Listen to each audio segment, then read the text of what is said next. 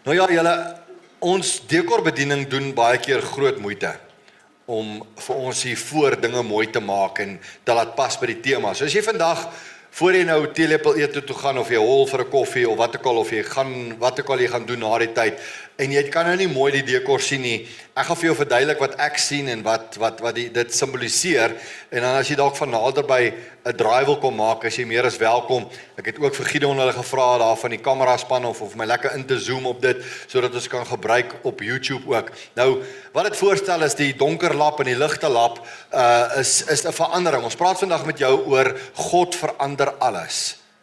En as jy Paulus ken, as jy weet wie Paulus is en jy weet wat Paulus se temperament was, weet wat sy gedragstyl was, sy persoonlikheid was, hy's 'n tipiese harde kop, ek wil amper sê doener mens gewees, wat as hy sy kop op 'n ding gesit het, het hy dit ten volle na sy geloofsoortuiging uitgevoer. En wat vandag voorgestel word deur hierdie dekor is die swart lap en alles wat God, dalk is daar goed wat jou lewe oorheers en jy kan gaan kyk daar, die werke van die vlees wat daar opgeskryf is en dalk is daar goeders wat vir jou belangriker as God is. Sosiale media kan dalk jou tyd steel om met God tyd te spandeer of geld of dobbel of daar's goeders wat vir jou belangriker is as God. Drank, enigiets wat vir jou belangriker is as God. En dan die liefde, die wit lap en dit wat God kan verander om oor te gaan, dat ons God sal volg, sy ligdraer sal wees. Hy is die brood van die lewe, hy is die ware wynstok, hy is die woord, hy is alles hierso, hy is die wet en die profete en dan die vrug van die gees uiteindelik waarheen ons gaan. So, dankie vir die thought wat hier ingegaan het en dat 'n mens dit kan sien en so en dat dit visualiseer ook. En ek wil hê dat jy vandag ook as ons luister na die woord vandag, dat jy jouself sal meet en sal sê, hoe wil God my verander? Wat is daar waaraan ek dalk nog gaan vashou op hierdie stadium, wat ek nie wil weggee dat God dit verander nie? En so aan. So, ek weet nie of julle al die woord, julle almal het al die woord gehoor, dan sê hulle, iemand sê, hierdie is 'n game changer. Nee? Nou, as God 'n mens verander, dis 'n game changer. Nou, ek kan nie aan 'n beter game changer dink as die Bomb Squad nie. Nee? So daar's nie 'n beter game changer nie. As jy, ek dink nou net, jy is nou moeg gespeel, dis nou al hier in die 60ste minuut en dis amper halfte van die tweede helfte en jy's nou poegaai en jy's nou moeg geskram en hier springbokke druk jou nou hoe lank en dan staan daar 7 springbokke in opwarming. En as hulle opkom, dan kom daar ouens op soos Pieter Steff de Tooy in die Bomb Squad. Dan kom daar op soos Sia Kolisi, dan kom daar ou op soos Jasper Wiese en jou moed sak in jou skoene. Jy dink nou net, jy het vir Steven Kitshoff gehad en ewe skielik kry jy vir Oxenche wat teen jou skram en hy skram vir jou dat jy dubbel buig. Ek dink nie dit moet lekker wees nie, dis 'n game changer. Imagine nou, jy's Paulus en jy loop op hierdie game changing oomblik in jou lewe af en jy weet dit nie eers nie. Dinge verander totaal en al. Paulus noem homself die ontydige apostel, die een wat buite tyd gebore is. Hy het nooit Jesus self in lewende lywe ontmoet nie. Jesus is nou uit al opgevaar na die hemel toe en dis na die hemelvaart, dis na die uitstorting van die Heilige Gees, dis 'n ruk daarna, het hulle al vir Stefanus, het hulle hom al gestenig, en Paulus was daar gewees, terwyl hulle hom stenig, was dit eintlik hy wat dit geïnisieer het. Hulle sê, as jy gaan lees, dan sê die woord vir ons, hulle het hulle klere by 'n man met die naam van Saulus gesit, en hy het gekyk hoe hulle vir Stefanus doodgooi met klippe. En dan kom hierdie absolute game-changing dag in sy lewe. En Paulus draai 180 grade om. Ek het al gehoor, baie mense sê, ek het 360 grade omgedraai. Jy moet net so halfweg terugdraai, hoor. Ok, soos die korporaal, jy weet ons, jy het nooit met 'n korporaal gestry, as jy in die army was, jy die ouer manne sal nou weet, as jy in die weermag was, jy stry nooit met 'n korporaal nie. En hy is besig om kaartwerk vir die troepe te leer, en hy sê, sirkel, 180 grade. En hy draai so om, en een van die slim oukies wat nou daar so sit, hy was al op universiteit gewees, toe kom hy aan my toe, en hy steek sy hand op, hy sê, korporaal, 'n sirkel is 360 grade, hy sê, jou super, dis 'n klein sirkel. Ok, so jy moet seker maak, wanneer jy draai, dat jy nie 360 grade draai nie, want dan gaan jy nog steeds waar jy nie gegaan het. Wanneer God my verander God my 180 grade. God verander my totaal en al. As jy kyk na Paulus se hele lewe wat verander het. Ek wil net so iets interessants noem. Daar's baie mense wat reken Paulus se naam het of Saulus se naam het verander na Paulus toe hy bekeer is. Daar's geen bewyse daarvoor in die Bybel nie. Okay, so Abraham se naam het verander na Abraham en Sarah na Sarai en Jakob na Israel en dit word spesifiek gesê. Maar daar staan nêrens in die Bybel dat Saulus het Paulus geword toe hy tot bekering gekom het nie. Dis 'n dialekverskil tussen sy Hebreëse naam en sy Romeinse naam. Ek sê dit maar net vir interessantheid. Daar's nie enige saligheidsware nie, is maar net onthou dit maar net, dit is maar net in sy Romeinse naam en sy Hebreëse naam. Want hy was 'n Romeinse burger, maar hy was 'n Jood gewees, so hy was Paulus gewees onder die Jode en onder die Jode was hy Saulus en onder sy Romeinse naam was hy Paulus gewees. Maar dit is nou net so interessante storie.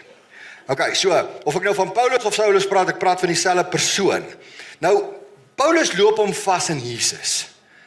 En dis kom hy homself die ontydige apostel noem. Want nadat die apostels om 'n apostel te wees, moes jy fisies vir Jesus gesien het. En ek wil vandag vir jou vertel van die dag toe Paulus vir Jesus gesien het. As jy so 'n boekie het, wat ons hierdie jaar mee behandel, ontmoetings met God, dis waarmee ons besig is. Ons is by reeks 3, ons is by bladsy 30 vandag. En as jy nie so 'n boekie het nie, en jy wil graag so 'n boekie hê wat jy die Bybelstudies in kan kry oor elke tema, kan jy daar gratis enetjie gaan haal by Shamaine hulle, daar agter by die eettafel. Jy's meer as welkom. As jy nou vrymoedigheid om God vir ons te waai, dan sit ons gou enetjie in jou hand.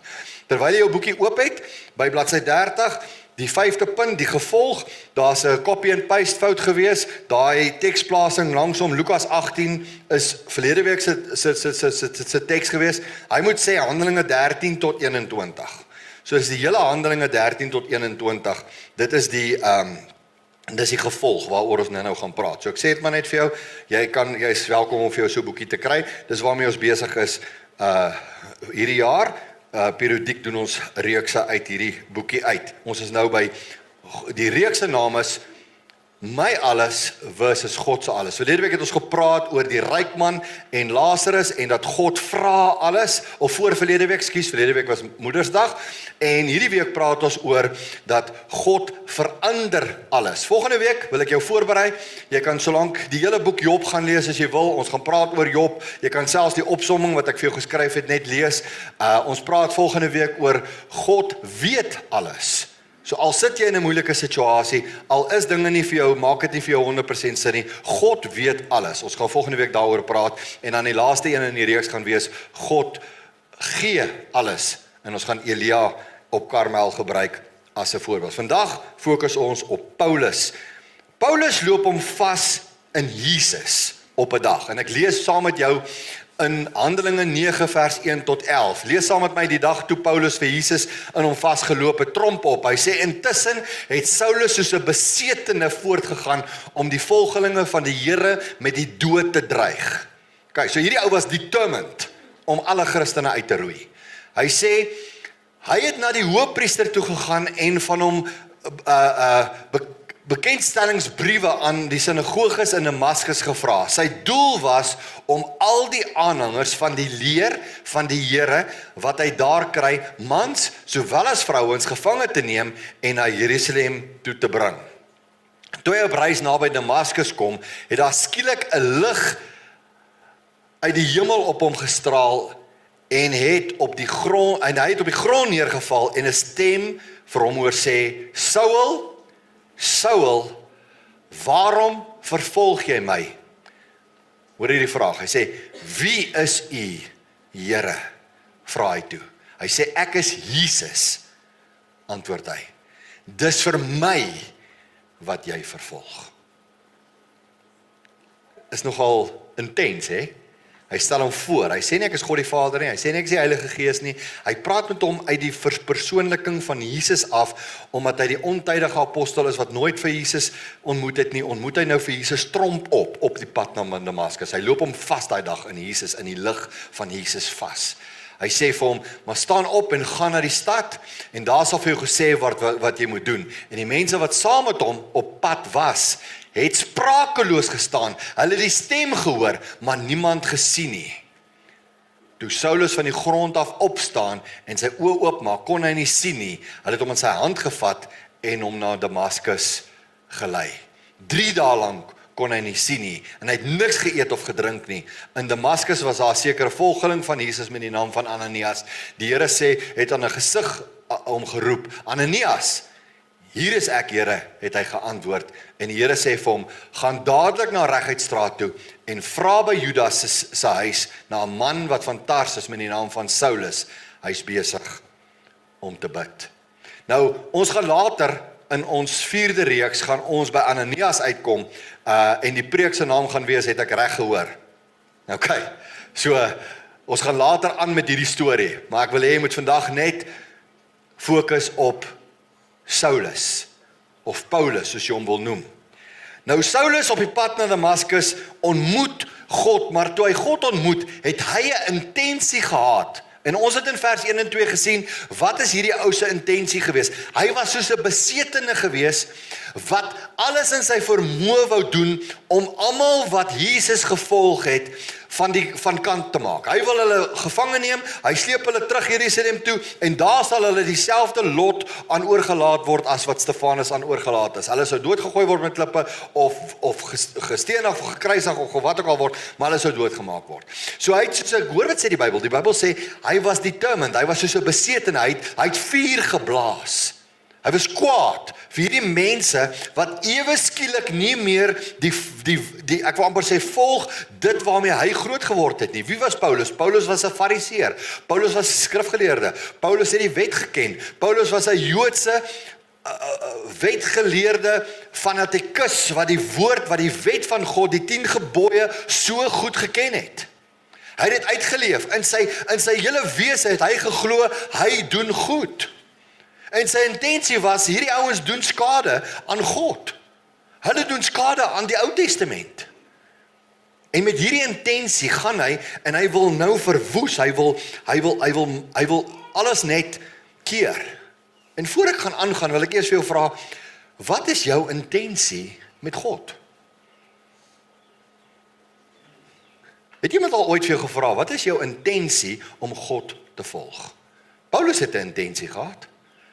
Paulus het 'n plan gehad. Paulus het gedink dat ek doen goed. Ek onderhou die gebooie. Ek doen wat God van my verwag. Ek gaan hierdie ouens wat nou aan hierdie Jesus glo, wat nou aan 'n kruis dood gegaan het, ek gaan hulle verwoes, want hulle is besig om ons weg te vat van die waarheid af. Ouens, besef ons dat ons die waarheid het. Daai beweging was genoem in die Ou Testament, in die Nuwe Testamentiese tyd, was almal wat Jesus gevolg het bekend gestaan as die mense van die weg. The way. Jesus het gesê, I'm the way, the truth and the life. Ek is die weg, die waarheid en die lewe. En dis waarvan hulle, voor hulle Christene genoem was hulle genoem die weg. Eers later in Antiochië was hulle vir die eerste keer 'n Christene genoem, wat beteken volger van Christus.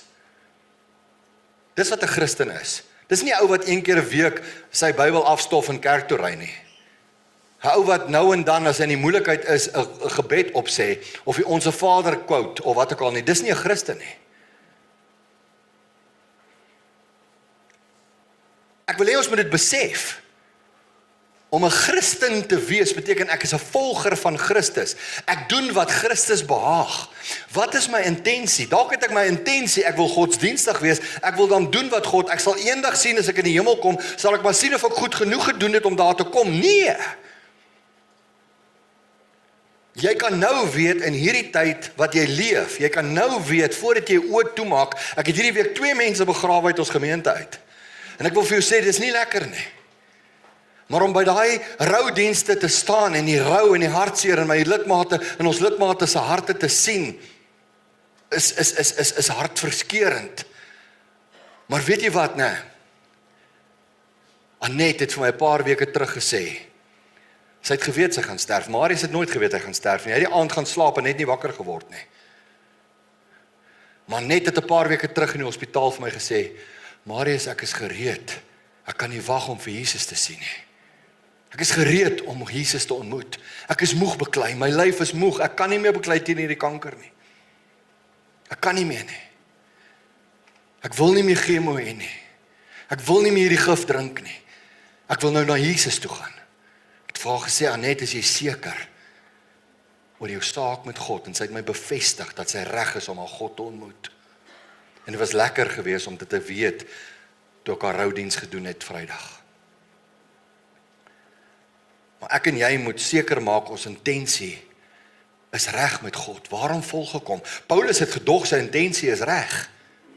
Paulus het alles gedoen wat hy dink, maar God het 'n ander intensie gehad. Jy sien, ek het ook my intensies gehad. Vra vir Salome, 38 jaar terug het ek met hierdie intensie gehad. Ek gaan uit die army uit toe my pa vir my vra, wat gaan jy doen vir 'n lewe? Toe sê ek weet nie, daai tyd was werk volop. Toe sê hy, wil jy poskantoor toe gaan? Wil jy op die myn gaan werk? Wil jy op die spoorweeg gaan werk? Wil jy Telkom toe gaan? Wil jy 'n ambag loop? Wat wil jy doen? Wil jy 'n elektriesien word? Wil jy 'n fitter word? Wil jy 'n boilermaker word? Wat wil jy word? Sê ek, nee, ek weet nie pa. Moet ek vir jou uitvind by die myn? Ja, vind my uit by die myn. En toe ek eers daar is, toe sê ek, Jesus, maar daai ou wat daar bo sit, daar deurbo, hy ry so lank slap Mercedes so company car. Hy het so groot huis met double triple stories en hy het 'n swembad en 'n tennisbaan in sy huis. Ons bly daar op die myngrond, ek uit daai oom uit hoor. Ek sê nee, ek soek daai oom se stoel. Nou belaag gaan sit waar hy sit. Ek soek daai office eendag. Toe gaan swat ek myn bou. Maar kan jy dink dat iemand so wil werk? Maar nou ja, ek het dit geniet daai tyd. Dit was lekker geweest. Al my respek vir mense wat in die myn werk. Nou Rudy, ons ken van, hè.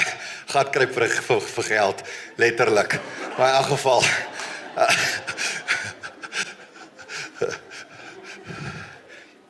maar weet jy wat, nee, dit was my intensie.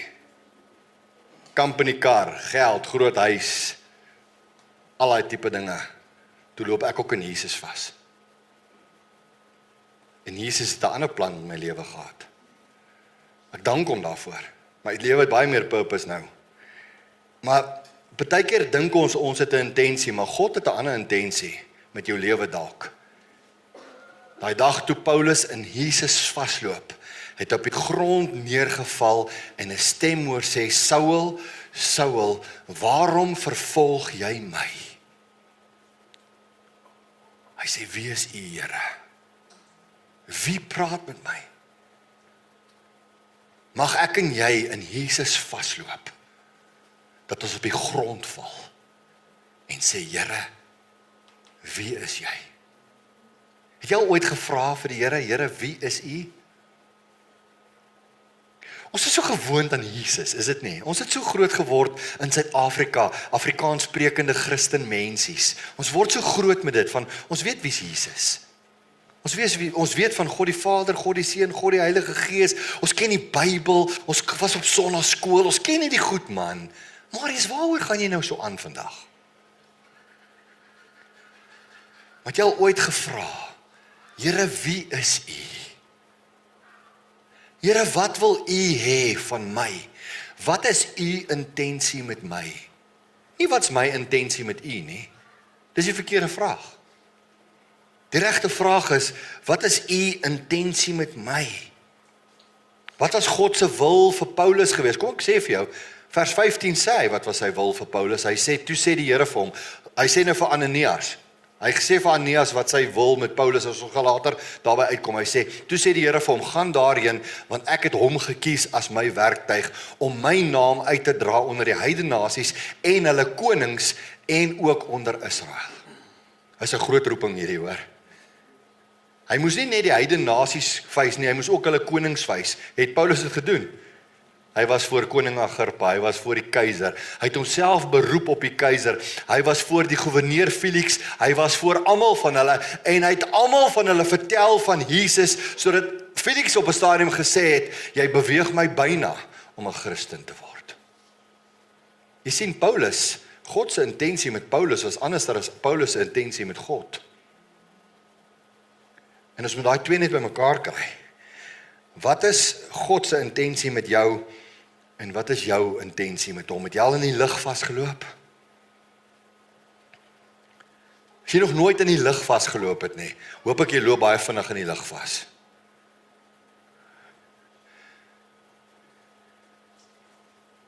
Hy het op sy knieë geval en gesê, Here, wie is u? Hy sê, Saul, Saul, hoekom vervolg jy my? Bring my by daai vraag wat daar gevra word tussen die twee. Dis vraag wat gevra word. Dis vraag wat gevra moet word, wie is Jesus vir jou? Miskien moet ons begin by vraag 1 en vir onsself vra, as daar staan, sit jou naam daarin. In plaas van Saul, Saul, sit jou naam daarin. En dan sê jy, maar dalk voel jy, maar ek vervolg nie die Here nie. Okay, haal die vir uit. Haal die vir dan uit. Op wie kan ek piek?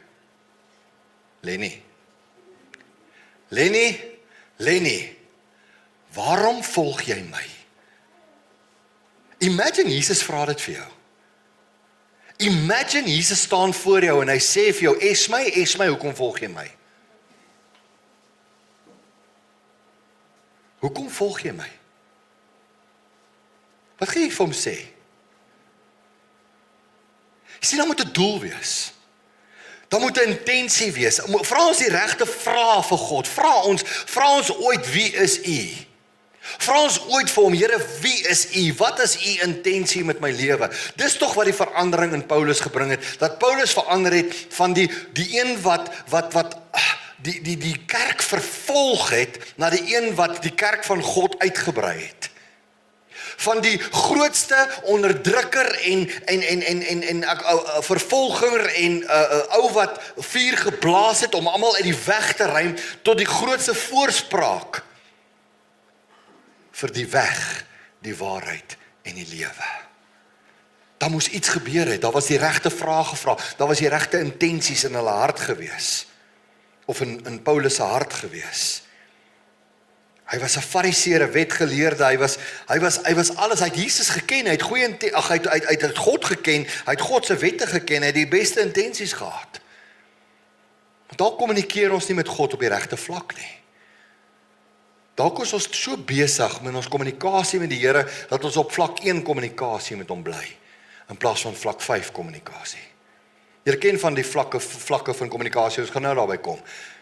Jesus het 'n sin vir humor gehad. Op 'n stadium vat hy sy disippels na Caesarea Philippi toe. Nou as jy Caesarea Philippi ken, as jy 'n Joodse seentjie was, sou jou pa vir jou gesê het, as ek jou vang by Caesarea Philippi, trek ek jou velle af. Jy gaan nie so doen nie.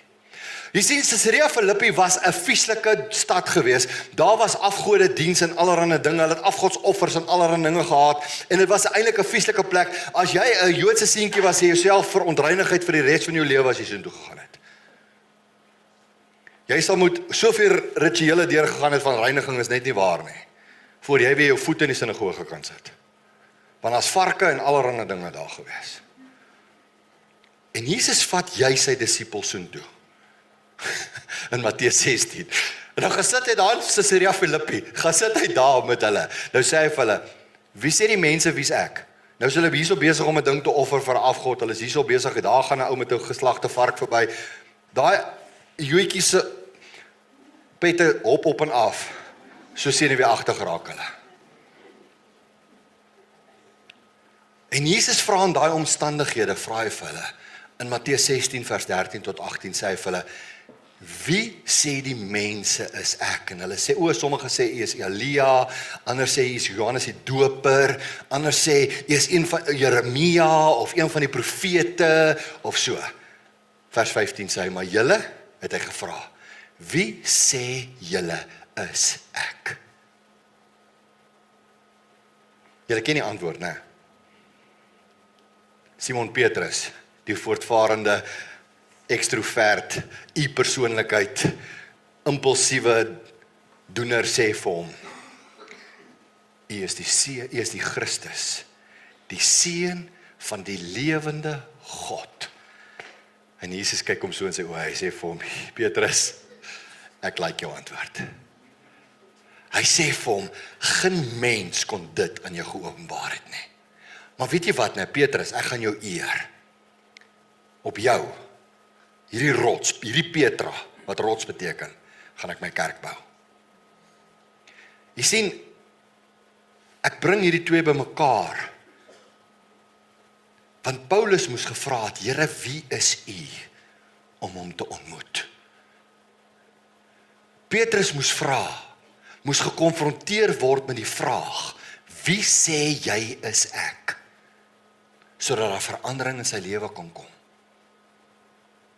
Ek wil vir jou vra. Vra die vraag, wie is u? Kom ons kom weg by vlak 1 kommunikasie met Jesus. Hierdie klisjées. Jy weet as jy mos iemand net ontmoet, dan praat jy in klisjées. Hallo, is lekker weer, né? Dis vlak 1 kommunikasie. Is lekker weer wat ons het. Ja, die sonnetjie skyn, dit het gereën verlede week, almal weet dit gereën verlede week. Maar ons praat daaroor, want ons weet nie wat anders om te sê nie, dis vlak 1 kommunikasie, dis klisjées. As ons iemand bietjie beter leer ken, gaan ons oor na feite toe. Nou praat ons nie meer klisjées nie, we gaan ons feite te deel. Ons sal nou 'n feit gee, maar ons sal nou nie waag om opinies te gee nie, maar dis vlak 2 kommunikasie. Dan in vlak 3 kommunikasie begin ons opinies te gee. Ek sal my opinie lig, maar ek sal eers my opinie toets teenoor iemand. Want ek begin jou al so 'n bietjie meer te vertrou. Vlak 4 kommunikasie begin ek my gevoelens met iemand te deel. Vlak 5 kommunikasie is daar openhartigheid, complete openness. Dis vlak 5 kommunikasie. Het julle geweet dat ons so met Jesus ook is?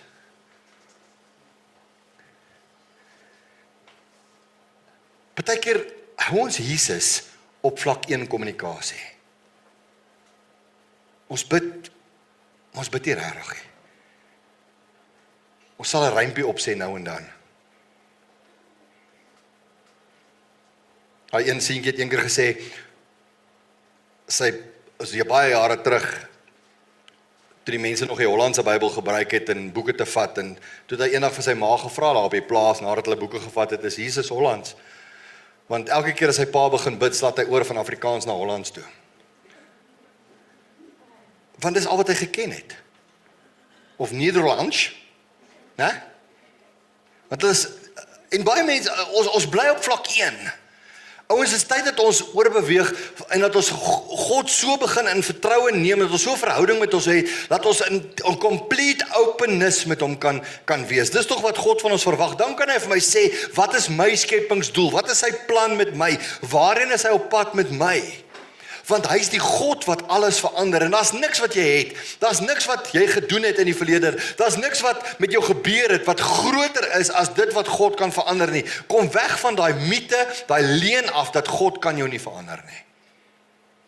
God verander alles. Die antwoord en die opdrag kom so gelyk. Toe Paulus vir hom gevra het, Here, wie is u? Hy sê hy vir hom, wie is u, Here, vra hy toe, en Jesus sê vir hom, dis vir my wat jy vervolg. Jy dink jy vervolg my kerk, maar jy vervolg my. Hierdie is personal. Want ek is my mense. Ek is die goeie herder. Ek is die brood van die lewe. Ek is die liggaam. Ek is die lig van die wêreld. Ek is die opstanding en die lewe. Ek is die alfa en die omega. Ek is alles wat jy nodig het. Ek is die deur. Ek is alles wat jy nodig het. Dis wie ek is. Ek is. Jy vervolg my. Ek is Jesus. Jy sien, as jy my mense haat, haat jy my. As jy my mense vervolg, vervolg jy my.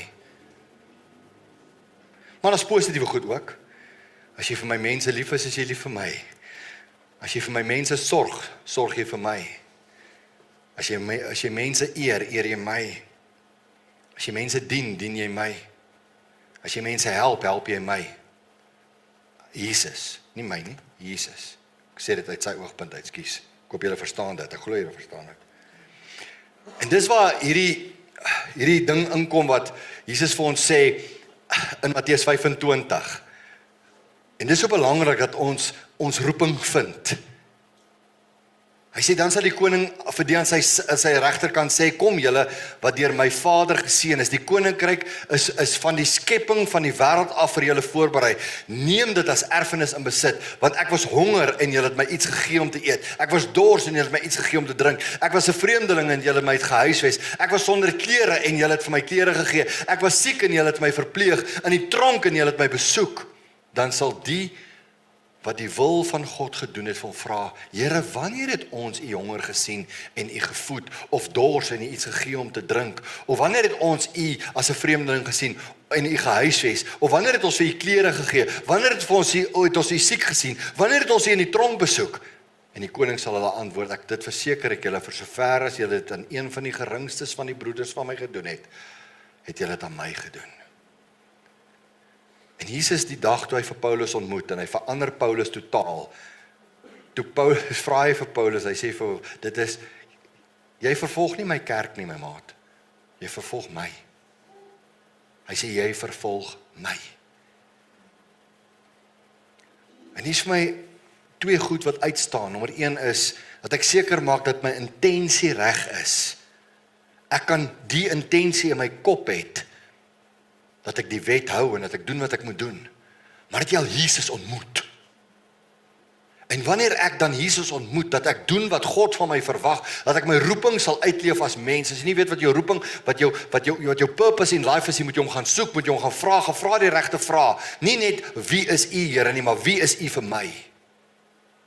Dis wat Paulus ook moes gevra het en gevra het, glo ek. Dit bring my by die laaste punt. Die gevolg. Die gevolg van Paulus se bekering. Ouens, en ek dink, 'n mens kan dit nie oorbeklemtoon nie. Ek het een keer iemand so preek gedoen, ek wens ek kan dit weer gekry het, maar die persoon het gevra, ek gaan nou sommer net 'n naam uitdink, en dit is nie die feit wat ek nou vir jou gee nie, maar die ou vra, wie weet wie is, sê nou maar Chris de Pre? En niemand weet wie is Chris de Pre nie. Hy sê, wie van julle weet wie is Billy Graham? En almal steek hulle hande op, hy sê, en dis nou nie die feit nie, ek ken nie die ou se naam nie, hy sê, maar daai Chris de Pre is die ou wat vir Billy Graham na die Here toe gelei het.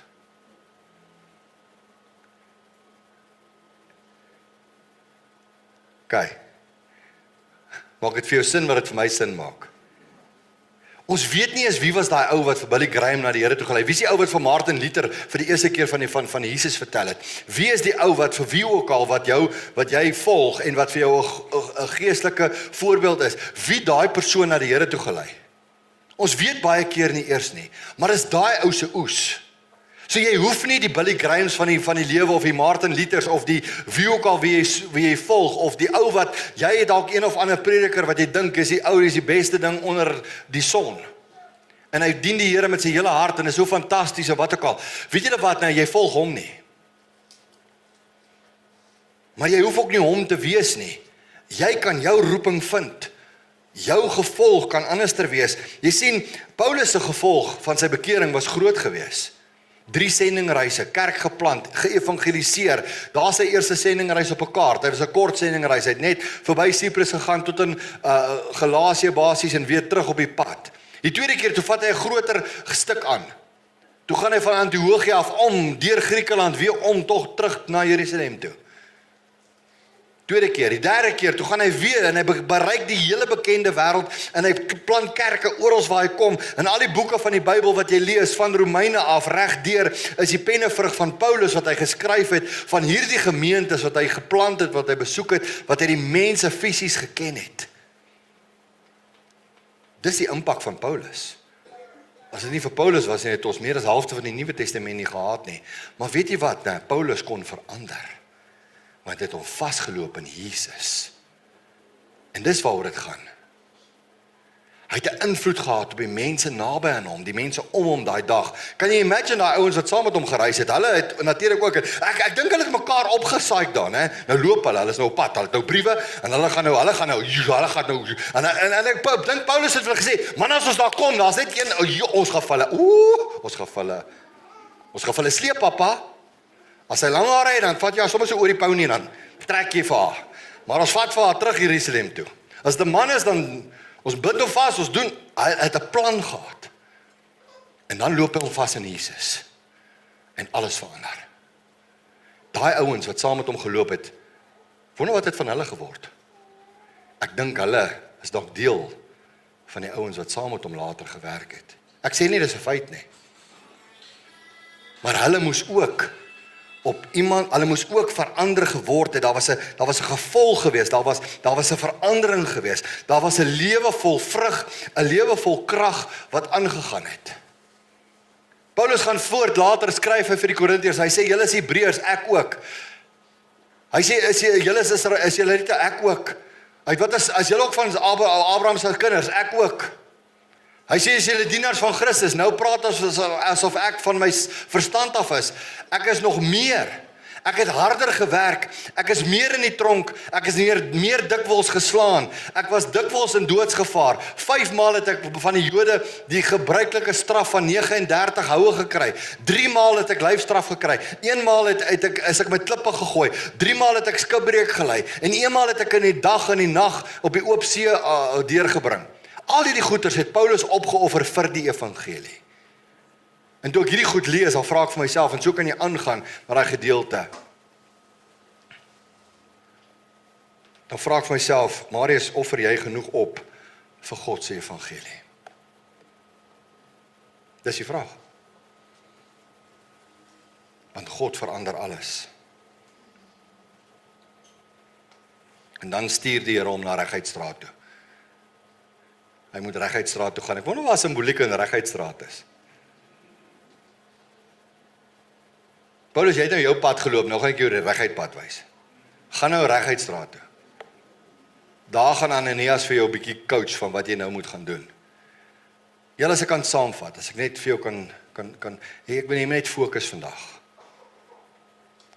Paulus loop hom vas in Jesus. Die vraag word gevra, wie is u? Waarom volg ek jou? Hoekom vervolg jy my? Dis die vraag wat ons moet vra.